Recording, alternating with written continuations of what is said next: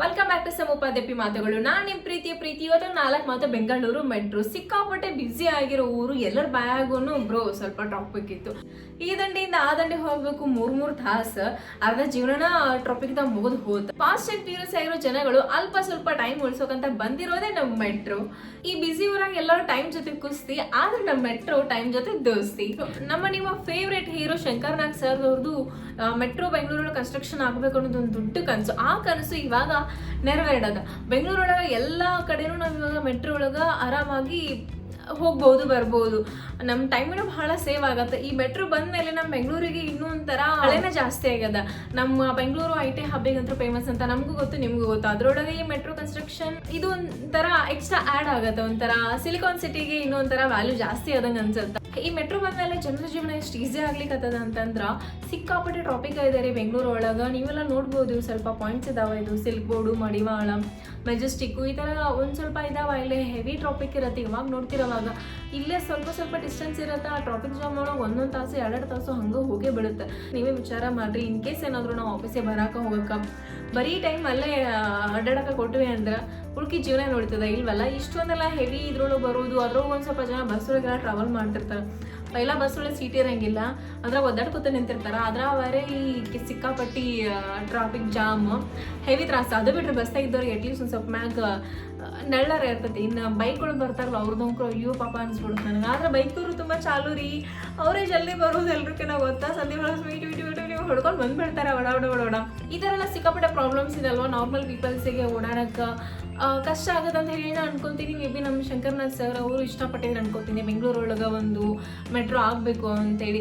ಹೆಂಗಿರೋ ನಮ್ದು silicon city ಅಲ್ವಾ, ನಮ್ದು IT ಹಬ್ ಅಲ್ವಾ. ಸೊ ಇದಕ್ಕೆ ಮೆಟ್ರೋ ಬಂದ್ಮೇಲಿಂದ ಇಲ್ಲಿರೋ ಜನಸಂಖ್ಯೆಗೂ ಮತ್ತು ಇಲ್ಲಿರೋ ಅಡ್ಡಾಡಕ್ಕೂ ಒಂದು ಸ್ವಲ್ಪ ಈಸಿ ಆಗಿದೆ ನಾನು ಅನ್ಕೊತೀನಿ. ಸ್ವಲ್ಪ ಪ್ಲೇಸಸ್ ಒಳಗೆಲ್ಲ ನನಗೆ ಅನ್ನಿಸ್ತು ಇವಾಗ ವೈಟ್ ಬಿಲ್ಡಿಂಗ್ ಏನಾದರೂ ಮೆಜೆಸ್ಟಿಕ್ಗೆ ಬರ್ಬೇಕಾದ್ರೆ ಕತ್ತಿ ಹಿಡಿದು ಹೋಗುತ್ತೆ. ಬಸ್ ಒಳಗೆ ಬರ್ಬೇಕಾದ್ರೆ ನಾನು ಹೋಗ್ಲಿ ಬಿಡೋದು. ಇರೋ ಬಂದ್ರೂ ಬೈಕ್ ಒಳಗೆ ಬಂದ್ರೂ ಹೆವಿ ತ್ರಾಸು. ಎಷ್ಟು ದೂರದ ಅಲ್ಲಿಂದ ಇಲ್ಲಿ ಬರೋದ್ರಾಗ ತೆಲ್ಲನೆ ಕೆಟ್ಟು ಹೋಗ್ಬಿಡುತ್ತೆ. ಅಂಥದ್ರಾಗ ಈಗ ಮೆಟ್ರೋ ಬಂದ್ಮ್ಯಾಗಂತ ಹೇಳ್ತೀನಿ ರೀ, ಭಾಳ 60 ತಾಸು 1 ತಾಸೊಳಗೆ ಮೆಜೆಸ್ಟಿಕ್ದಾಗ ಬಂದು ನಿಂತಿರ್ತೀವಿ. ಎಷ್ಟು ಆರಾಮ ಅನ್ಸುತ್ತೆ. ಏನಿಲ್ಲ ಕುಂತೊಳಗೆ ಅದು AC ಇರುತ್ತೆ, ಫುಲ್ ಚಿಲ್ಲಾಗಿ ಆರಾಮಾಗಿ ಬರ್ತಿರ್ತೀವಿ. ಈ ಮೆಟ್ರೋ ಬಂದಾಗಿಂದ ನನ್ಗನ್ಸುತ್ತೆ ಒಂದು ಪಾಸಿಟಿವ್ ಥಿಂಗ್ ಬಂದಿದ್ದೇನಪ್ಪ ಅಂತಂದ್ರೆ ಜನರು ಅವರು ಅಟ್ಲೀಸ್ಟ್ ಸ್ವಲ್ಪ ಟೈಮ್ ಆದರೂ ಉಳಿಸಿದಾರೆ. ಮೆಟ್ರೋ ಇದೆ ಸ್ವಲ್ಪ ನಾವು ಈಸಿಯಾಗಿನೂ ಜಲ್ದಿ ಹೋಗ್ಬೋದು ಬರ್ಬೋದು. ಮೆಟ್ರೋ ಟ್ರಾವೆಲ್ ಮಾಡಿದಾಗ ನಮ್ಗೆ ಸ್ವಲ್ಪ ಟೈಮನ್ನು ಉಳಿತದ. ಲೈಕ್ ಅದೇ ಟೈಮ್ ನಾವು ಫ್ಯಾಮಿಲಿಗೂ ಸ್ಪೆಂಡ್ ಮಾಡ್ಬೋದು, ನಮ್ಮ ಪರ್ಸನಲ್ ಥಿಂಗ್ಸು ಸ್ಪೆಂಡ್ ಮಾಡ್ಬೋದು, ಸಿಂಗಲ್ ಆಗಿರೋ ಮೂವಿನೂ ನೋಡ್ಬೋದು, ಸ್ಕಿಲ್ಸ್ ಅಪ್ಗ್ರೇಡ್ ಮಾಡೋಕ್ಕೂ ಟೈಮ್ ಸಿಗುತ್ತೆ, ಒಂದು ಸ್ವಲ್ಪ ಆರಾಮ್ ನಿದ್ದೆ ಮಾಡೋಕ್ಕೂ ಟೈಮ್ ಸಿಗುತ್ತೆ. ಸೊ ಎಲ್ಲದಕ್ಕೂ ಸ್ವಲ್ಪ ಟೈಮ್ ಅನ್ನೋದು ಇಂಪಾರ್ಟೆಂಟ್ ಅಲ್ಲ. ಬೆಂಗಳೂರೊಳಗೆ ಫಾಸ್ಟ್ ಆ್ಯಂಡ್ ಫ್ಯೂರಿಯಸ್ ಅಂತ ನಿಮಗೂ ಗೊತ್ತದೆ. ಸಿಕ್ಕಾಪಟ್ಟೆ ಬ್ಯುಸಿಯಾಗಿರ್ತಾರೆ. ಬೆಂಗಳೂರೊಳಗೆಲ್ಲ ಡಿಸ್ಟೆನ್ಸ್ ಎಲ್ಲ ಕ್ಯಾಲ್ಕುಲೇಷನ್ ಆಗೋದೇ ಬೇಸ್ಡ್ ಆನ್ ಟೈಮ್ ಎಷ್ಟು ಹೋಗ್ತದಲ್ಲಿ ನಮ್ಮ ಮನೆಯಿಂದ ನಿಮ್ಮ ಮನೆಗೆ. ಆ ಬೇಸಸ್ ಮೇಲೆ ಹೇಳ್ತೀವಿ ಇಲ್ಲಿ ಡಿಸ್ಟೆನ್ಸ್ ಎಷ್ಟು ದೂರ ಅದ ಅಂಥೇಳಿ. ಅಂಥದ್ರೊಳಗೆ ಮೆಟ್ರೋ ಬಂದಾಗಿಂದ ಹೇಳ್ತೀನಿ ಎಲ್ಲ ಪಟ್ ಹೋಗೋದು ಪಟ್ ಅಂತ ಬರ್ಬೋದು. ನಾನು ಫಸ್ಟ್ ಟೈಮ್ ಬೆಂಗಳೂರು ಬರೋಕ್ಕಿಂತ ಮುಂಚೆ ನನಗೆ ಕೇಳಿದ ಮೆಟ್ರೋ ಅಂದ್ರೆ ಹಿಂಗಿರುತ್ತೆ ಹಂಗಿರುತ್ತೆ, ಫುಲ್ ಸ್ಪೀಡಾಗಿ ಹೋಗುತ್ತೆ, ಮಸ್ತ್ ಇರುತ್ತೆ, ಒಳಗೆ AC ಇರುತ್ತೆ, ಸುಮ್ಮನೆ ಅಂತ ಹೋಗ್ತಿರುತ್ತಾ. ಆಮೇಲೆ ಕೇಳಿದ್ರೆ ಟ್ರೈನ್ ಎಲ್ಲ ಮ್ಯಾಲೆ ಹೋಗ್ತಾವು ಅಂತೇಳಿ ನನಗೆ ಒಳ್ಳೆ ತಲೆ ಕೆಡೋದು. ಅವಾಗ ಅಲ್ಲ ಇಂಥ ದೊಡ್ಡ ಬೆಂಗಳೂರೊಳಗೆ ಕೆಳಗೆಲ್ಲ ಮಂದಿ ಅಡ್ಡಾಡ್ತಿರ್ತಾರೆ, ಮತ್ತು ಟ್ರೈನ್ ಮ್ಯಾಗ ಹೋಗತಿ ಅಷ್ಟು ಸ್ಪೀಡಾಗಿ ಹೋಗತಿ ಟ್ರೈನ್. ಬಿಕಾಸ್ ನಾನು ಮೂರಾಗ ನೋಡಿದ್ನೆಲ್ಲ ಟ್ರೈನ್ ಎಲ್ಲ ಚಿಕ್ಕ ಬುಕ್ಕು ರೈಲು ಅಂತ ಸೊ ಹಂಗೆ ಗಡ ಹೋಗೋದು. ಅಂಥದ್ರಾಗ ಇಲ್ಲಿ ಹೆಂಗಪ್ಪ ಅಂತೇಳಿ ಇಷ್ಟೊಂದು ಸ್ಪೀಡಾಗಿ ಕೇಳಿದ್ದೆ ನಾನು ಅವಾಗ. ಜಾಸ್ತಿ ಡಿಸ್ಟೆನ್ಸ್ ಎಲ್ಲ ಜಲ್ದಿನೇ ಬಂದ್ಬಿಡ್ತೀವಿ ಅಂತೇಳಿ.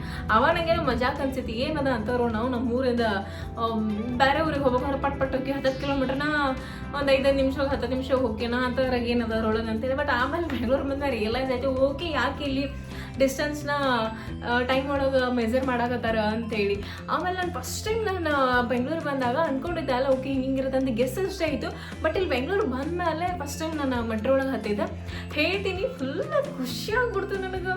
ಫುಲ್ ತಣ್ಣಗಾದ ಒಳ್ಳೆ ಜುಮು ಮಾಡಾಕತ್ತದ. ಆಮೇಲೆ ಹೊಂಟದ ಟ್ರೈನು ನನಗೆ ಅನಿಸಿಲ್ಲ ಅದಷ್ಟು ಸ್ಪೀಡಾಗಿ ಹೊಂಟಿದೆ ಅಂತೇಳಿ. ನಾನು ಕೆಳಗಿಂದ ನೋಡಿದಾಗ ಅಷ್ಟೇ ಗೊತ್ತಾಗುತ್ತೆ ಸ್ಪೀಡಾಗಿ ಹೊಂಟಿದೆ ಅಂತೇಳಿ. ಬಟ್ ಹೇಳ್ತೀನಿ ದೊಡ್ಡ ಕಿಟಕಿ, ನಾನು ಅದ್ರ ಕಿಟಕಿ ಒಳಗೆ ಕುಂತಾಕಿ ಬಿಡ್ಲೇ ಎಲ್ಲ ಹೋತು ನೋಡೋದು. ಫುಲ್ ಖುಷಿ ಆಗ್ಬಿಡ್ತು, ಒಂಥರ ಮಜಾ. ಫುಲ್ ಮೇಲೆ ಹೊಂಟದ್ರ ಬಿಲ್ಡಿಂಗ್ಸ್ ಎಲ್ಲ ಹಿಂಗೆ ಸೈಡ್ ಇರ್ತಾವಲ್ಲ ಅವೆಲ್ಲ ನೋಡೋದು. ಅದ್ರ ಬೇರೆ ನಿಮಗೂ ಗೊತ್ತಲ್ಲ ಫಸ್ಟ್ ಟೈಮ್ ಬೆಂಗಳೂರು ಬಂದಮೇಲೆ ಅಷ್ಟು ನೋಡಿದ್ರು ಬಿಲ್ಡಿಂಗ್ಸ್ ಎಲ್ಲ ನೋಡಿದ್ದು ನಾನು.